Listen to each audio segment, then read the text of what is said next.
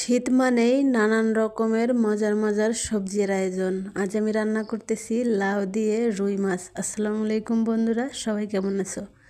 আশা করি সবাই অনেক ভালো আছো। আমি আলহামদুলিল্লাহ সকলের দয়ায় অনেক ভালো আছি। তো এই রান্নাটা করার জন্য প্রথমে এই যে আমি মাছগুলো ভেজে নিব। তো এই মাছগুলো কিন্তু আজই আনা ছিল, মানে টাটকা ছিল একদমই, মাছটা একদমই তাজা ছিল। তারপরে এই যে কড়াইয়ে পরিমাণ মতো তেল দিয়ে এখানে আমি লাউটা ছেড়ে দিয়েছি। আসলে লাউ কিন্তু আমি এইভাবে রান্না করি, আমার কাছে মনে হয় এইভাবে রান্না করলে বেশি ভালো লাগে। তো সাথে একটা আলুও দিয়েছি। তারপরে যে পরিমাণ মতো লবণ দিয়ে এখানে আমি মরিচ বাটা, রসুন বাটা দিয়েছি, পেঁয়াজ বাটা দেইনি, এখন পরে দিব। আর হলুদটাও আমি এখন দিব না। আসলে এই সময় হলুদ দিলে লাউতে কিন্তু একটা মানে পদ্মা মতো হয়ে যায়, তার জন্য আমি এই সময় দেই না, একটু দেরি করে দিই। তো সুন্দর করে এগুলো মিশিয়ে নিয়ে আমি একটু ঢাকা দিয়ে রাখবো। আর লাউ তরকারিতে তো পানি দেওয়া লাগে না, প্রথমের দিকে যে পানিটা আসে সেটাতেই কিন্তু হয়ে যায়। তো এই যে এখানে কিন্তু বেশ খানিকটাই সেদ্ধ হয়ে গেছে। এখন আমি এই যে একটু হলুদ দিয়ে দিচ্ছি।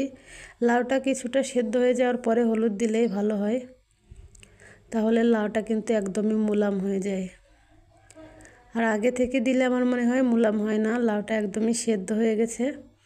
এখন এই যে হলুদ দিয়ে নেড়ে ছেড়ে এখন আমি একটু পানি দিয়ে দিয়েছি।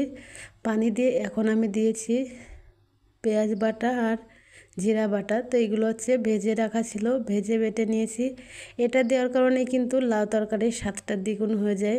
আর এখানে যদি একটু ধনিয়া পাতা দেওয়া যেত তাহলে কিন্তু আরও বেশি মজা হতো, কিন্তু আজও এটা ছিল না, তার জন্য আর কি এই যে মাছগুলো দিয়ে দিয়েছি।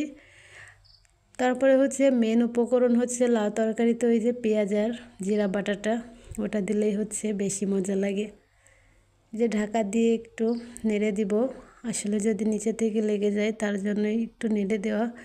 তো একটুখানি নেড়ে আমি আবারও কিছুক্ষণের জন্য একটুখানি ঢেকে দেব। মোট মিলে 5-6 মিনিট মতো জাল হলেই হয়ে যায় মাছ দেওয়ার পরে।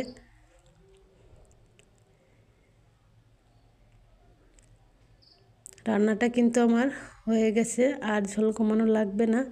একটু ঝোল ঝোল না থাকলে পরে গিয়ে কিন্তু একদমই শুকনো হয়ে যায়, আর হালকা একটু ঝোল ঝোল করে নামালে পরে গিয়ে ঠিক হয়।